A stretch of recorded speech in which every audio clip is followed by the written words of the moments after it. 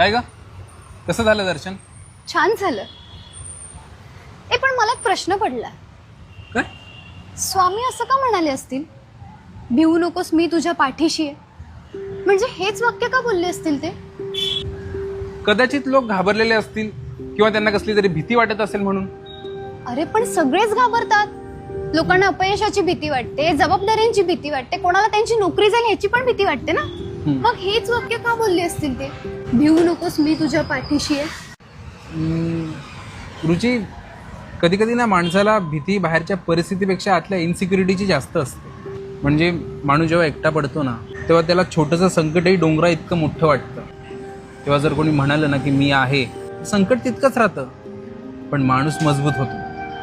म्हणजे स्वामींनी संकट काढून टाकण्याचं नाही, तर धैर्य द्यायचं वचन. एक्झॅक्टली.